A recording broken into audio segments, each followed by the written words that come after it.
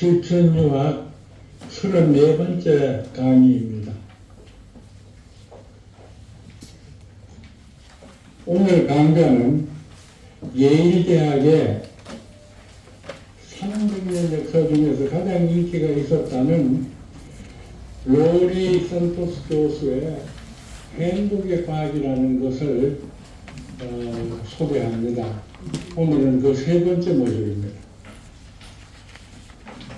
이것은 예일대학 캠퍼스입니다. 이 그림은 전에도 나온 그림인데 사람이 무엇을 비교할 때 착각을 일으킨다는 것을 강조하기 위해서 여기 다시 한번 내놨습니다. 여기는 요건하고 빨간 원하고 요 빨간 원은 똑같습니다. 그런데 옆에 이렇게 지장을 다니까 이것은 크고 이건 작아 보입니다. 그러니까 우리는 무엇을 갖다 비교하는 능력이 아주 떨어진다는 거죠. 그래서 오늘은 비교에 대한 이야기를 주로 할 겁니다.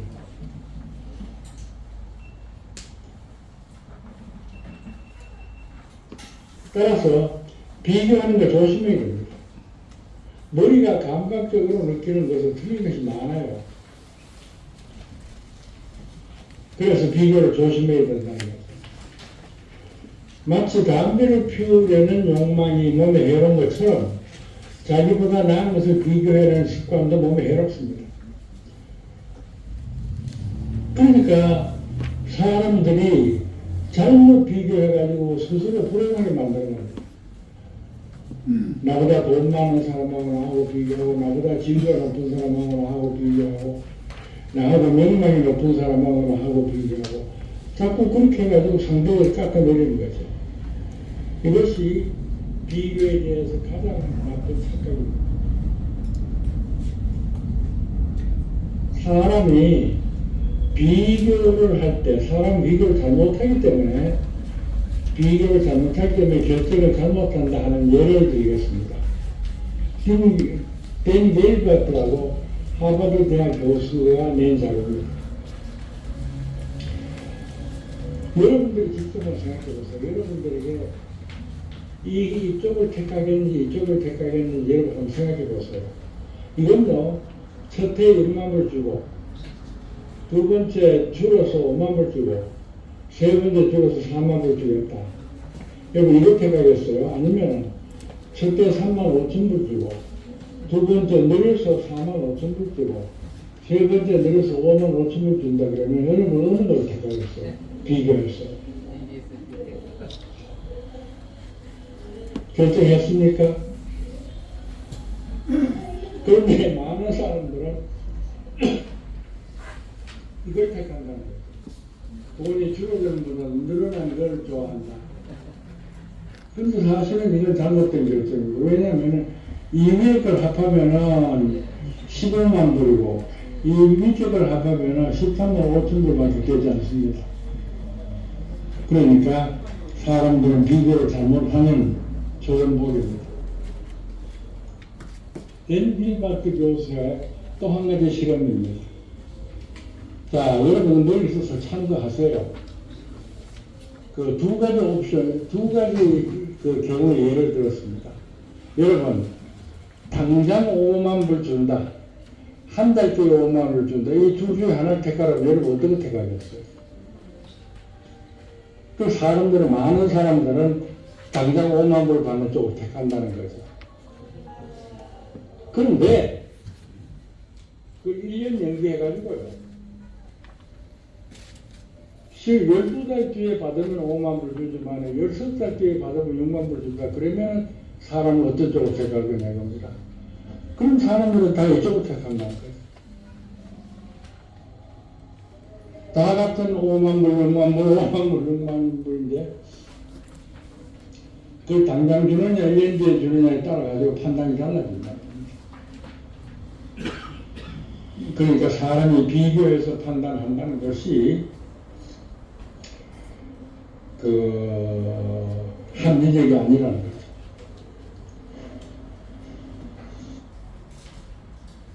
사람이 비교를 할 때 잘못한다는 것을 심리학자들이 얼마나 조사를 합니까? 자, 이 경우 예를 보겠습니다. 극장의 표가 20불이에요. 그런데 어떤 사람이 20불짜리 표를 사가지고 극장에 와가지고 들어가는 것 봤더니 표가 없어졌어요.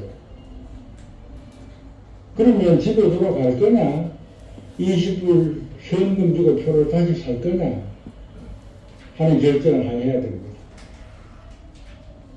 그 다음에 같은 20불이라도 이 사람은 현금 20불을 가지고 있었지 표는 안 가지고 있었어요. 근데 이 사람이 현금 20불을 잃어버렸어요. 그러면 다시 20불 현금을 해가지고 표를 다시 살 것인지 그냥 갈 것인지 여기서 결정을 해야 됩니다. 여러분들 같은 어떻게 해야 되겠어요? 심리학자들 조사해봤더니요. 이때는 돌아가는 사람이 많고요. 이때는 다시 사는 사람이 많답니다. 이거 어떻게 합리적으로 설명할 수 있습니까? 표를 잊어버렸으니까 에이 기분 나쁘다 그러고 가는 거고 여기는. 이건 돈을 잊어버렸으니까 표를 다시 사고 들어간다는 거죠. 이게 사람의 심리라는 거예요. 그 다음에 심리학자들이 재미있는 비유를 했어요. 포도주를 싼 거, 중간치, 그 다음에 비싼 거 이렇게 놔두면요 사람들은 이걸 많이 선택한답니다. 중간치를. 그런데 비싼 거보다 더 비싼 걸 한 가지 더 넣는다 그래요. 그러면 사람들은 이걸 더 많이 선택한대요. 이게 사람의 심리래요. 이것은 여러분들이 식당에 밥 먹으러 가도 흔히 겪는 일입니다. 그러니까 밥상 A, 밥상 B, 밥상 C 이렇게 메뉴를 제시하는 식당도 있고 밥상 A, 밥상 B, 밥상 C, 밥상 D 하고 그 메뉴를 제시하는 식당이 있습니다.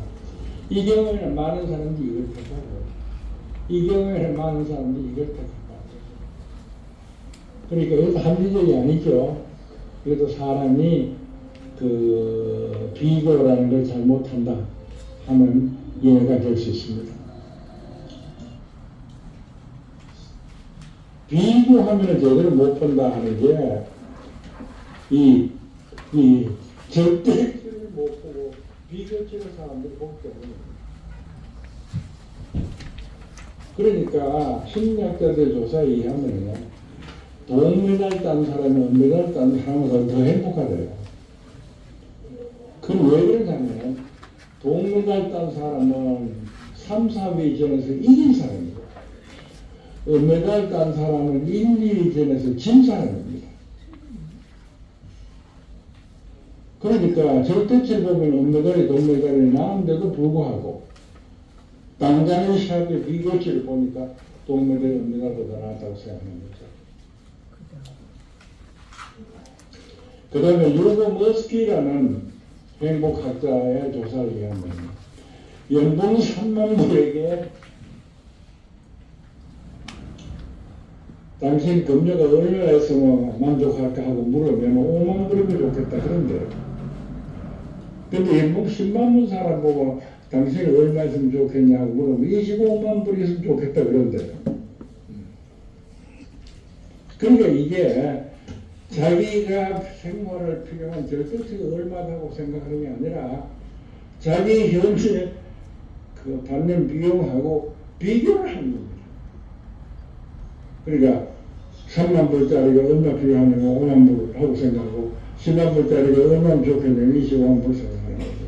이렇게 해서 사람 판단이라는 게 참 엉터리입니다. 어떤 심리학과 학자가 조사를 해봤어요.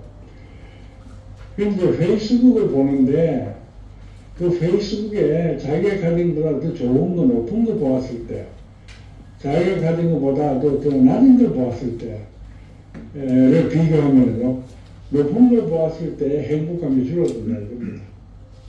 그러니까 그 높은 걸 보면 행복감이 이렇게 낮아져요.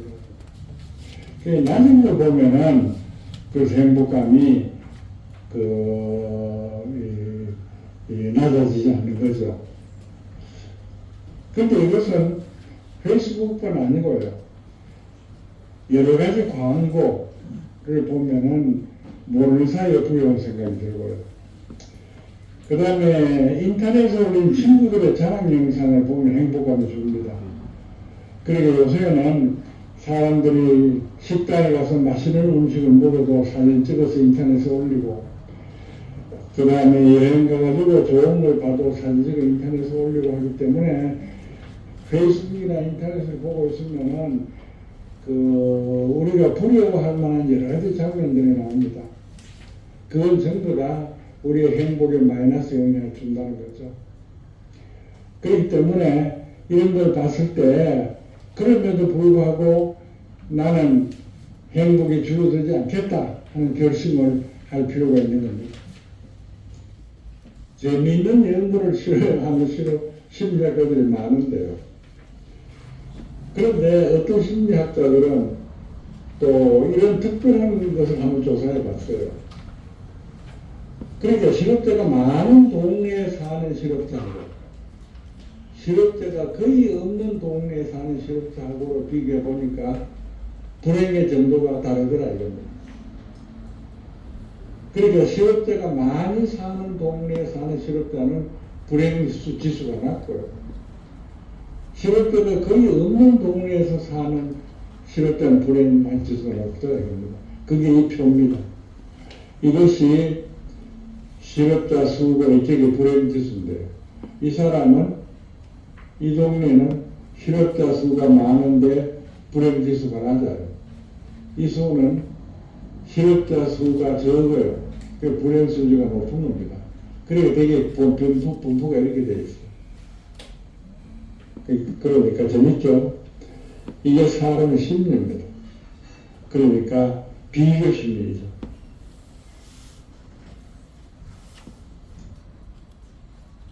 앞에서 자기가 가진 것보다 더 좋은 것하고 비교하면 불행해진다 그랬습니다. 그런데 자기가 가진 것보다 못한 것과 비교하면 행복해질 겁니다. 그래서 행복한 이유를 찾는 방법을 다시 한번 정리해 보겠습니다.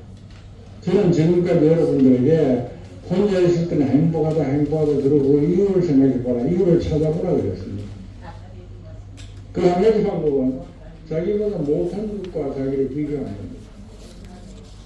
자기보다 잘난 것을 비교하는 게 아니라.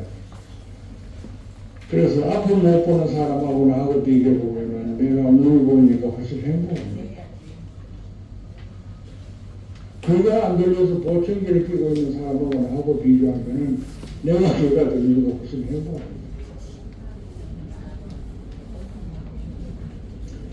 이렇게 생각해보면은 행복한 것이 무진장 나왔습니다. 그 다음에 자기의 과거하고 현재를 비교해가지고 과거보다 현재가 나아졌으면 행복하다고 생각할 수 있습니다.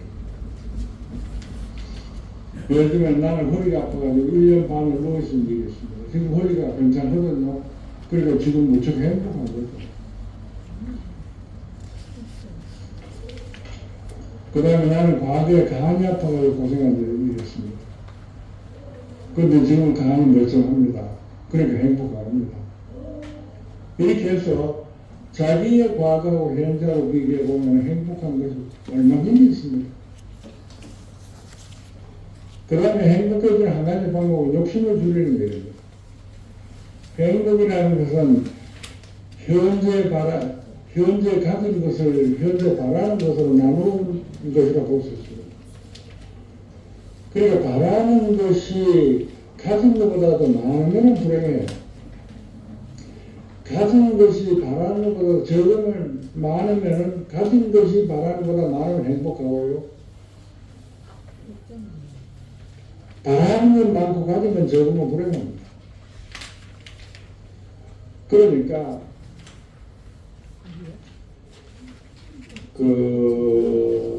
바라는 걸 줄여야 됩니다.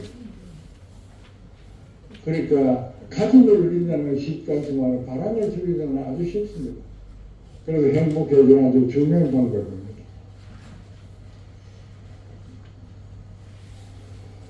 그 다음에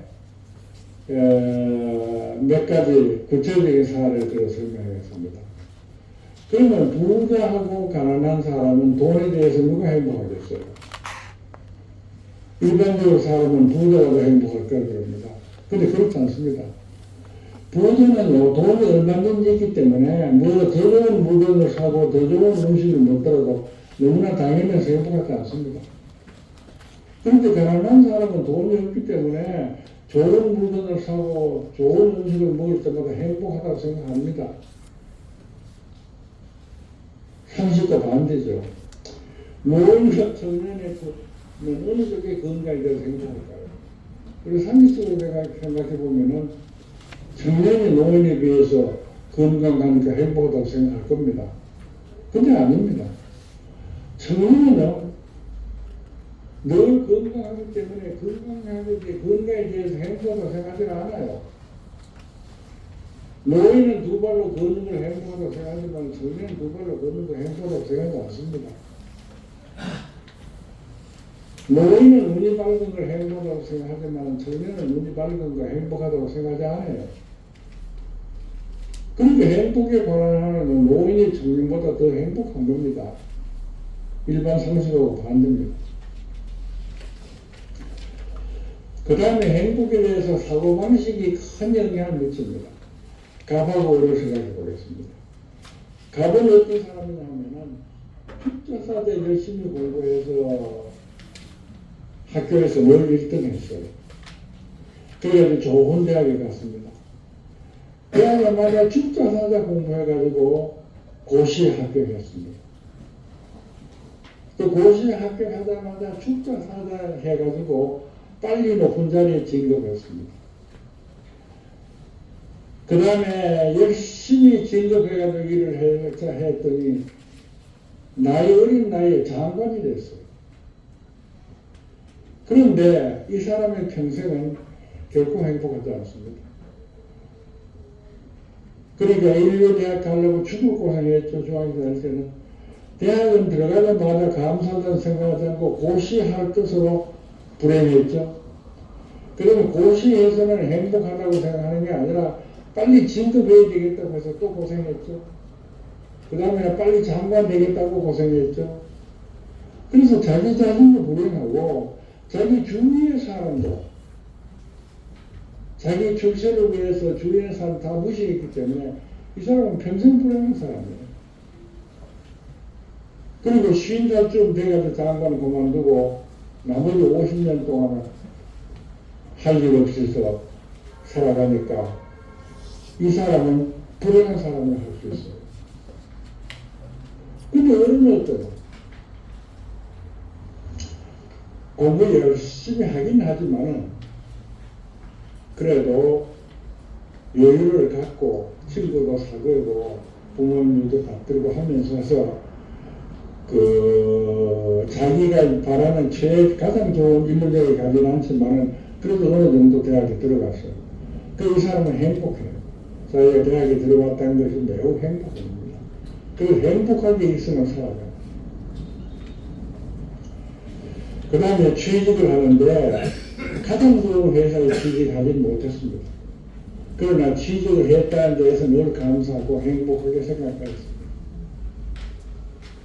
그래서 사람을 도우고 양보하고 늘 행복합니다. 그러니까 주변 사람들이 모두 좋아하고 해서 나중에 회사 사장 되고 그 다음에 자기 회사 만들고 그 다음에 늙어 가진 자기 회사 아들에게 물려주고 평생 행복하게 살았습니다. 그러니까 갑과 을이 인생을 사는데 행복하게 사느냐 불행하게 사느냐 하는 것이 그 태도에 긴밀한 관계가 있는 겁니다. 심리학자들은 논문을 써야 되는 사람이기 때문에 여러 가지 연구를 합니다. 그러니까 여기 재미있는 연구가 하나 있어요. 그러니까 무슨 설명을 하는데요. A를 먼저 설명하고 B를 나중에 설명하는 거예요. 똑같은 것에도 불구하고 B를 먼저 설명하고 나중에 A를 나중에 설명하는 데 따라서 사람들이 의사결정이 달라진다는 거죠. 그러니까 이건 정말 아무것도 아닌 간단한 동작 가지고 큰 변화가 온다는 겁니다. 그러니까 낫지라는 게요, 옆구리를 살짝 찌르는 겁니다. 그러니까 아주 작은 사소한 이 변화에 대해 가지고 사람들의 반응은 달라진다는 겁니다.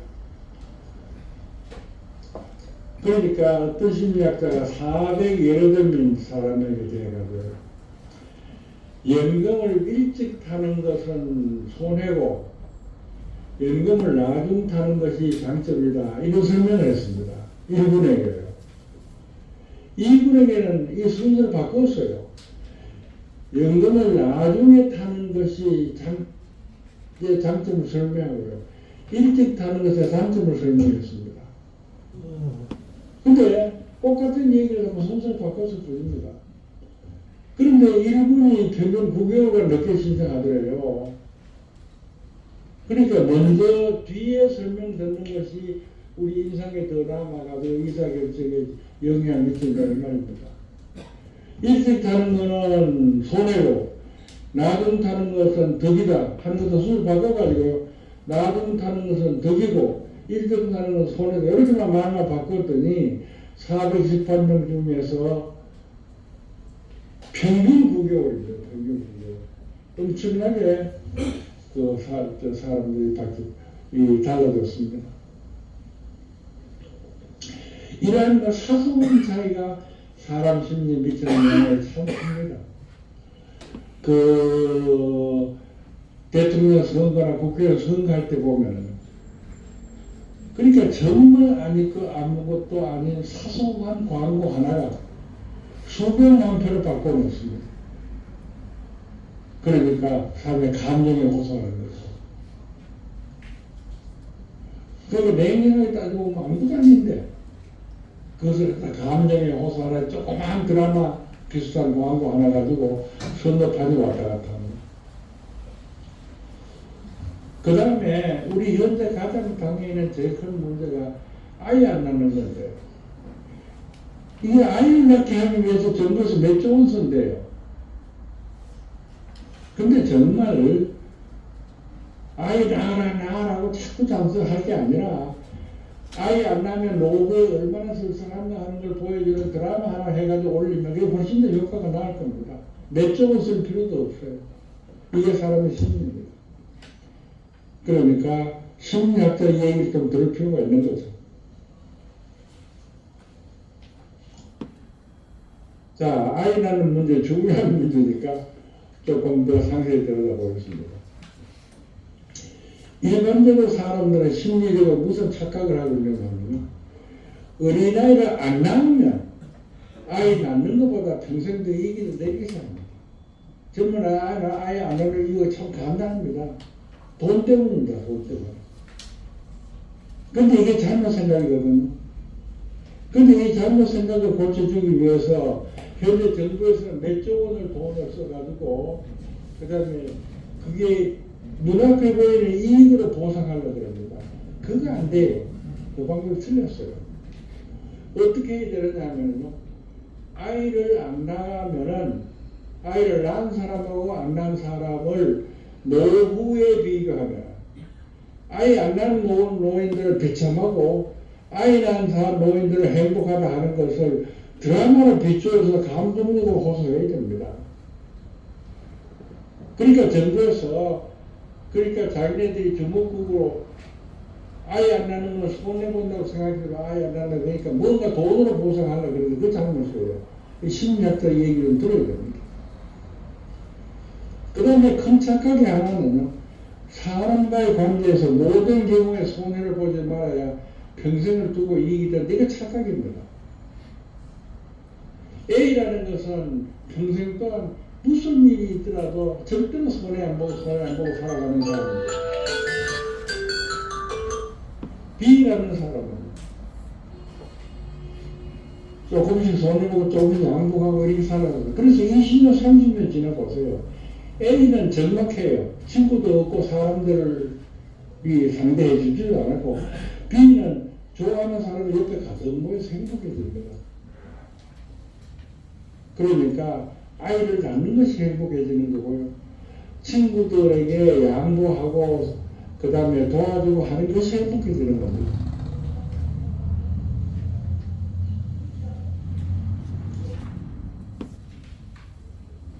저는 지금까지 여러분들에게 행복하다 행복하다 그럼 살아라, 행복한 이유를 찾아라 늘 이렇게 얘기하고 있습니다.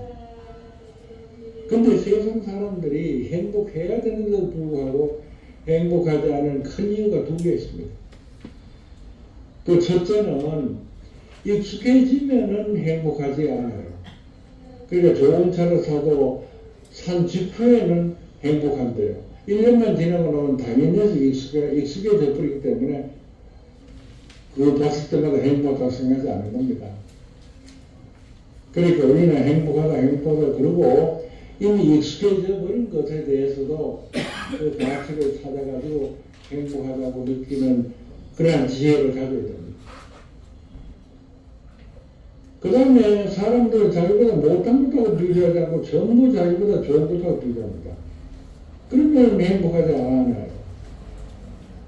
그래서 우리가 살아가면서 과거의 자기하고 지금을 비교, 그 다음에 자기보다도 못한 것하고 자기하고 비교, 이렇게 해야 우리 행복해집니다. 간단해요. 불행해지는 이유하고 행복해지는 이유가 아주 간단한 겁니다. 다시 한번 정리하겠습니다. 나는 여러분들 보고 혼자 있을 때는 행복하다 행복하다 반복하고 그 이유를 생각하라고 늘 주장해 왔습니다. 근데 그 이유를 찾는 건 어떻게 찾느냐 그러면 과거에 불행했던 것과 비교해보면 행복한 이유를 금방 발견할 수 있습니다. 과거에 나는 허리가 아파서 1년 반 누워있었는데 지금 허리가 말짱하니까 행복한 이유가 되잖아요. 그 다음에 나보다 못한 사람하고 비교해봅니다. 내 친구는 귀가 전혀 안 들려서 불행한데 나는 귀가 잘 들립니다. 그럼 행복하다고 생각해야죠. 그러니까 사람들은 말합니다. 내 얘기 듣고요. 행복을 느끼면서 느껴야지 행복하다 행복하다라고 일부러 말한다고 행복해지나 그럽니다. 그래서 우리가 행복책을 보면 1 이렇게 하고 2 이렇게 하고 3 이렇게 하고 4 이렇게 하고 5 이렇게 해야 행복해진다고 쓰여 있습니다. 근데 나는 그러지 말고 행복하다라고 말하고 이유를 찾아가지고 바로 들어가서 이렇게 얘기합니다. 근데 그것은 충분히 가능한 얘기입니다. 우리 머리는 현실하고 상상하고의 구별을 못합니다. 우리가 현실적으로 좋은 걸 봤을 때 몸에 느낌이 있고 상상을 해서 좋은 걸 상상했을 때도 몸에 느낌이 있습니다. 그게 머리는 구별을 못해요. 그래서 행복은 이성적으로 판단할 수가 있고 감각적으로 반응할 수 있고 감정적으로 반응할 수가 있습니다. 그래 이성적인 판단이라는 것은 이유를 생각하는 거예요. 여기 얘기한 것처럼 이유를 생각해요. 그런 다음에 감각적인 반응을 요구합니다. 그러니까 내가 행복하다는 이유를 찾았으면 진짜 행복하다는 표현을 짓고요. 내가 행복하다고 웃어 보이고요. 내가 행복하다고 춤추고요. 이렇게 합니다. 그러면 우리 머리는 현실하고 상상하고 구별하지 못하기 때문에 행복했던 감정을 재현할 수가 있습니다. 진짜로 행복해집니다. 반복해서 훈련을 하면요. 몸은 행복하다 그러면은 이성적인 판단으로 끝나는 게 아니고 감각적인 반응을 할 수가 있고 그 다음에 감정적으로도 행복을 느끼게 되는 겁니다.